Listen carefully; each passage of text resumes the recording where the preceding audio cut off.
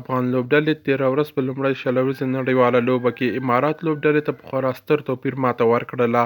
ابراهیم ځدراڼ چې په دغې لوبه کې کپتان و، زبردست او ښکلی بیټینګ هم ترسره کړ او ښه کپتاني یې هم ترسره کړله. بل خوا په دغې لوبه کې رحمان الله ګربز زبردست او شانداره سیریزه جوړه کړله. په دغې لوبه کې حضرت الله زازي ته هم چانس ورکړل سوی و، کوم چې په ملي لوبډله کې دا ډېر وخت نه و. خو یو ځل بیا حضرت الله زازي ونه توانېد له دغه چانس څخه ګټه واخلي. په ډېرو توپونو باندې ډېر کمې منډې ترسره کړلې او خپله وکټه یې له لاسه ورکړه، یعنې یو ځل بیا حضرت زازي ناکام شو. نوین الحق او فضل الحق فاروقي چې کرکټ بورډ څو ورځې مخکې بندیز پیرډ لګولی و، هغوی هم په دغې لوبه کې شتون درلوده او ډېر زبردست او ښه بالنګ یې ترسره کړ. نوین الحق 2 وکټې ترلاسه کړې، فضل الحق فاروقي هم په اټیک کې ورسره و چې هغه هم ډېر ښه بالنګ ترسره کړ او امارات لوبډله یې پرې نه ښودله دغه هدف پوره کړي.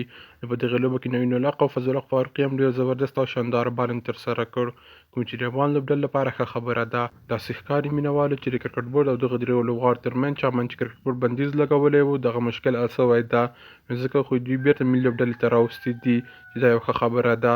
په دغې لوبه کې مینهوالو افغان لوبډلې اماراتي لوبډلې ته 204 منډې هدف وټاکه چې امارات لوبډلې په یوازې 130 منډې ترسره کړلې او لوبه یې افغان لوبډلې ته د 2 منډو په توپیر باندې وبایلله.